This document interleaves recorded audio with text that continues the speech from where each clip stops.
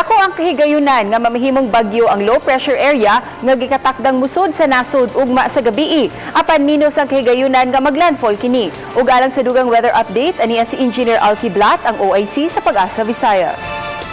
Mayang hapon, ano ang pinaka-latest weather update? Mga kapuso, doon na tayo monitor nga low pressure area. Kasamtamang na mahimutang 1,300 kilometers east o Mindanao, gawas sa Philippine Area of Responsibility.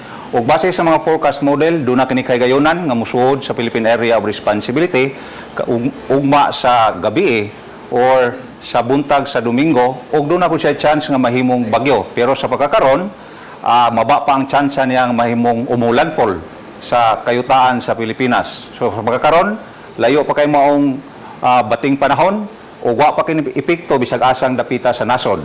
Busa sa mosunod nga 24 oras ang Visayas padayon nga makasinati og mayo nga panahon, init ang magpasulabi og dunay tsansa nga dunay mga pag-ulan patak-patak sa pipila ka mga lugar tungod sa localized thunderstorm labi na sa hapon o gabi.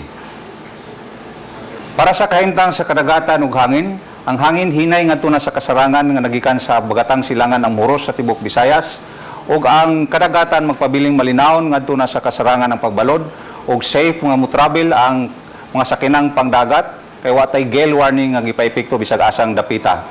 Ang dagat mutaob sa may alas 8:18 karong gabi, umuhunas karong alas 8:18 karong gabi ug mutaob ugma sa may alas 2:28 sa hapon nga may gitas-on nga 0.83 ka metros.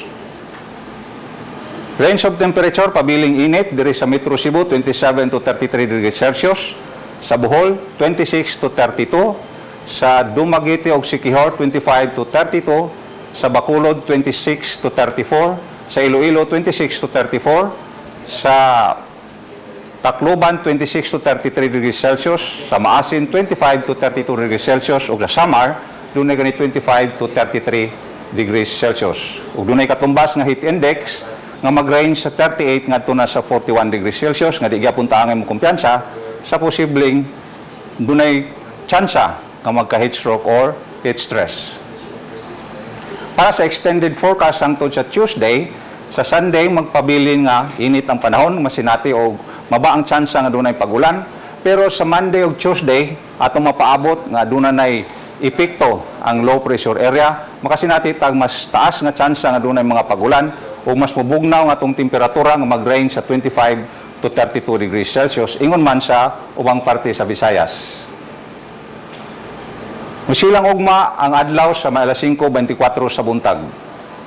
Para sa dugang detalye, may mong bisita sa atong official website, bagong.pagasa.dust.gov.ph o sa mga social media accounts sa Pag-asa.